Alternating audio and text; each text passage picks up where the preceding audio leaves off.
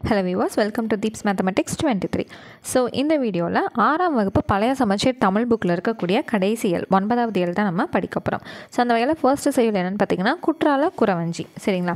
So இதில் வந்து இது ஆல்ரெடி நம்ம படிச்சிருப்போம். அந்த வானரங்கள் கனி கொடுத்து மந்தியோடு கொஞ்சம் மந்தி சிந்து கனிகளுக்கு வான்கவிகள் கெஞ்சும்.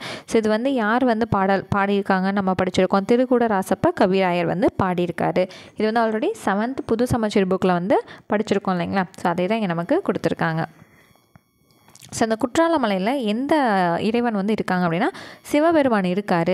இங்கே வந்து சித்தர்கள் வந்து இறப்பை வந்து தடுக்கக்கூடிய மூலிகைகள் வந்து வளர்த்தெடுக்கிறாங்க. இந்த மாதிரி விஷயங்கள் எல்லாமே கொடுத்துருக்காங்க. ஸோ இந்த பாடல்களில் நம்ம என்ன தெரிஞ்சுக்கணும்னா அந்த மலையில் சிவபெருமான் வந்து இருக்காருங்கிறத சொல்லியிருக்காங்க.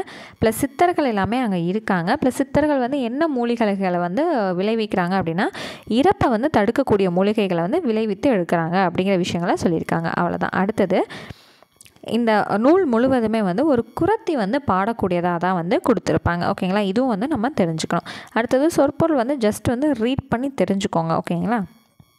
அடுத்தது நூல் குறிப்பு வந்து நமக்கு ரொம்பவே முக்கியமானது.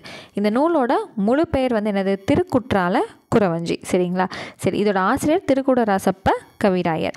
குறவஞ்சிங்கிற இலக்கிய வகையை சார்ந்தது. இது ரொம்ப ரொம்ப முக்கியம். எந்த இலக்கிய வகை? குறவஞ்சிங்கிற இலக்கிய வகையை சார்ந்தது. சரிங்களா? அவ்வளோதான். ஸோ இதுக்கு புக் பேக்ஸ்லாம் கொடுக்கல. ஸ்ட்ரைட்டாக அடுத்த செய்யுள் வந்து கொடுத்துருக்காங்க. மரமும் பழைய குடையும். ஸோ இங்கே என்ன கொடுத்துருக்காங்க? ஸ்லேடை பாடல் அப்படிங்கிறது நம்ம கொடுத்துருக்காங்களா? ஸோ ஸ்லேடைனா என்னதுங்க? இருட்டுற மொழிதல் அப்படிங்கிறத நம்ம புது புக்கில் படிச்சிருக்கோம்.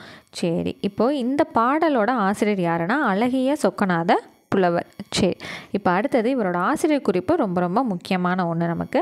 அழகிய சொக்கநாத புலவர் வந்து எந்த மாவட்டத்தை சேர்ந்தவர்? திருநெல்வேலி மாவட்டத்தில் தச்சநல்லூருங்கிற ஊரில் வந்து பிறந்திருக்காரு. 25க்கும் மேற்பட்ட தனிப்பாடல்களை இயற்றியிருக்காரு. சரிங்களா? தனிப்பாடல் திரட்டு அப்படிங்கிறது நம்ம ரொம்ப முக்கியமாக படிப்போம். ஸோ இந்த இருட்டுற மொழிதல்ங்கிற பாடல்கள் எல்லாமே மேக்ஸிமம் தனிப்பாடல் திரட்டில் தான் இருக்குங்கிறத நம்ம புது புக்கில் வந்து படிச்சிருக்கோம். ஸோ அதில் இவரோட பாடல்கள் மொத்தம் எத்தனை? 25 பாடல்கள் வந்து இருக்குது. இவரோட ஆண்டு வந்து 19ஆம் நூற்றாண்டு, கிபி 19ஆம் நூற்றாண்டு. சரி, இப்போ தனிப்பாடல் திரட்டு அப்படிங்கிறது ஸ்லேடை பாடலில் ஒன்று வந்து இங்கே பாடப்பகுதியாக நமக்கு கொடுத்துருக்காங்க. ஸோ இது ஆல்ரெடி நம்ம ஹெட்டிங்கை வச்சு நம்ம தெரிஞ்சுக்கிட்டோம் இல்லைங்களா? சரி, அடுத்தது இருட்டுற மொழிதல்ங்கிறது என்னது? ஒரு சொல்லோ தொடரோ இரு பொருள் தருமாறு வரதான் என்னது? ஸ்லேடை, அதாவது இருட்டுற மொழிதல். சரி, இருட்டுற மொழிதலை எப்படி பிரிக்கலாம் அப்படின்னா 2 கூட்டல் உர கூட்டல் மொழிதல்னு பிரிக்கலாம். அதுதான் இருட்டுற மொழிதல். இரு பொருள் பட பாடுவதுங்கிறது இதோட பொருளாக வந்து இருக்குது.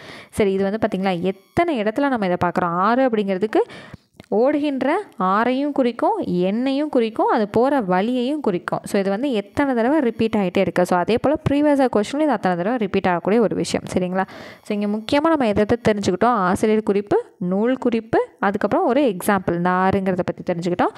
அழகிய சொக்கநாதர் பற்றி நம்ம அந்த 19ஆம் நூற்றாண்டு இவர் வந்து தனிப்பாடல்களை 25 பாடியிருக்காரு. இதெல்லாம் வந்து தெரிஞ்சுக்கிட்டோம்.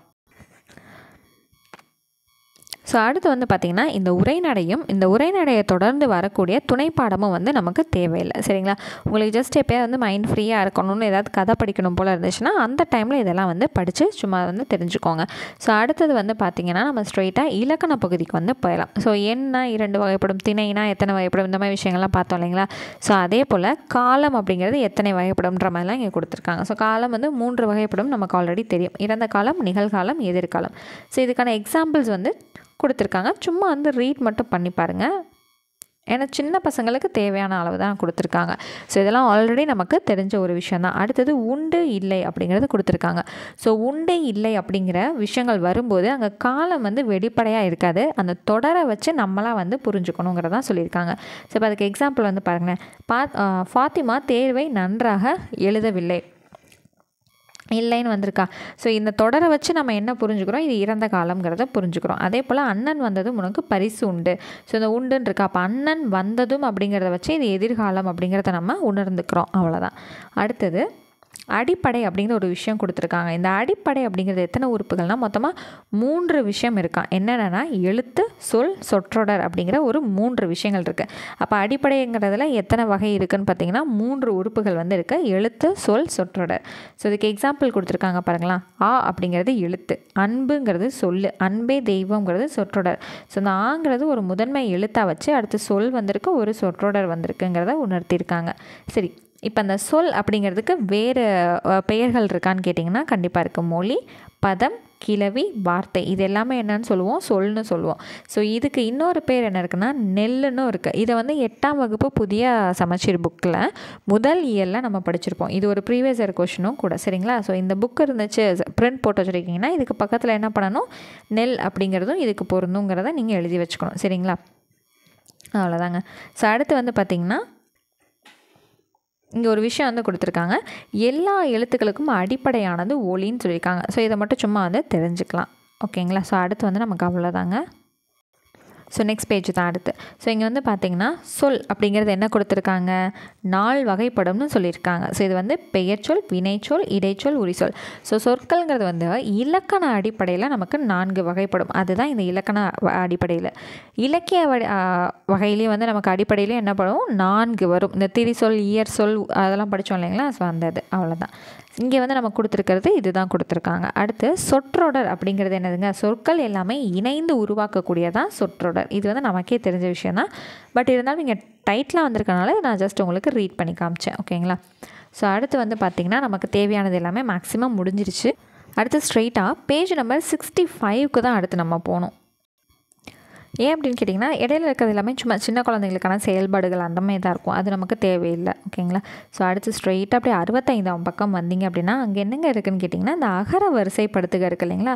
இதை நான் எங்கே பார்த்தாலும் என்ன சொல்லியிருக்கேன், ப்ராக்டிஸ் பண்ணணும்னு சொல்லியிருக்கேன் இல்லைங்களா? ஸோ அவ்வளோதான். ஸோ சும்மா உங்களுக்கு முன்னாடி வந்து எக்ஸாம்பிள் அப்படின்னு சொல்லியிருக்காங்க, நீங்கள் இந்த ஆன்சரை பார்க்காம நீங்கள் இதை வந்து ப்ராக்டிஸ் பண்ணுங்கள். அடுத்து அதே போல் இன்னும் 2 தொடர் வந்து கொடுத்துருக்காங்க, அது என்ன பண்ணுங்கள், ப்ராக்டிஸ் பண்ணுங்கள், ஓகேங்களா? சரி, அடுத்து வந்திங்கன்னா ரொம்ப ரொம்ப முக்கியமான சில டேட்ஸ் எல்லாமே இருக்குது, அதை வந்து நம்ம படித்து தெரிஞ்சுக்கலாம், ஓகேங்களா? ஸோ அதை மட்டும் பார்த்துட்டோம் அப்படின்னா இந்த இயல் வந்து ஃபுல்லாக வந்து நமக்கு கம்ப்ளீட் ஆயிடுச்சு. ஸோ அதுக்கு முன்னாடி இன்னொரு முக்கியமான விஷயங்க, ப்ரீவியஸ் கொஷினில் எல்லாமே ப்ளேஸ் ஆகிருக்கு. ஸோ இது மறந்துட்டேன் பாருங்கள். இங்கே ஒரு விஷயம் இருக்குது, தாமரை அப்படின்னா மலர் அப்படிங்கிறது நமக்கு தெரியும்.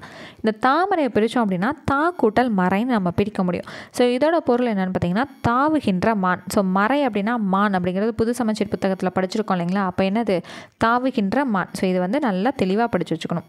பலகை அப்படின்னா மரப்பலகை. இது எப்படி பிரிக்கலாம், பல கூட்டல் கைன்னு பிரிக்கலாம். அப்போது பல கைகள் அப்படின்னு இதோட பொருள் வருமா, சரியா? அடுத்தது எதிர்ப்பால் அப்படின்னா மறுத்து கூறுதல். எதிர்ப்பால் அவகிட்ட போய் சொன்னால் அவள் இதெல்லாம் கேட்க மாட்டாங்க, எதிர்த்து தாங்க பேசுவா, போய் எதிர்ப்பால். இதை பிரித்தா எதிர்கூட்டல் பால். இப்படி பிரிக்கும் போது எதிர்பாலினத்தவரை குறிக்கிது, சரியா? அடுத்து மாமரம்ங்கிறது ஒரு வகையான மரம். இதை பிரித்தா அப்படின்னா மா கூட்டல் மரம்னா மாங்கிறது என்னது, பெரிய அப்படின்னு மீன் பண்ணும் இல்லையா? அப்போ இது பெரிய மரம். அடுத்தது ஆறுதலை அப்படின்னா தேற்றுதல். அவனுக்கு ஆறுதல் சொன்னேன், ஆறுதலை வழங்கினேன், இது வந்து தேற்றுதல். அப்போது இதை பிரிக்கிறோம் அப்படின்னா 6 கூட்டல் தலைன்னு வரும், 6 தலைகள்ங்க அப்படின்னு வரும், சரியா? இது வந்து ரொம்ப முக்கியம், தெளிவாக படித்து வச்சுக்கோங்க. ஸோ அடுத்து வந்து நான் சொன்னேன் இல்லையா டேட்ஸ். ஸோ இங்கே வந்து பார்த்திங்கன்னா அரபியன், தமிழன் இது ஒரு வகுப்புலையுமே நம்ம கொடுத்துட்டு தான் இருக்காங்க, இதை தெளிவாக படித்து வச்சுக்கணும், சரியா? அது ரொம்ப ரொம்ப முக்கியம். அடுத்தது மே 1ஆம் தேதி தொழிலாளர் தினம், அக்டோபர் 2 காந்தியடிகள் பிறந்தநாள், ஏப்ரல் 23 உலக புத்தக நாள், சரியா?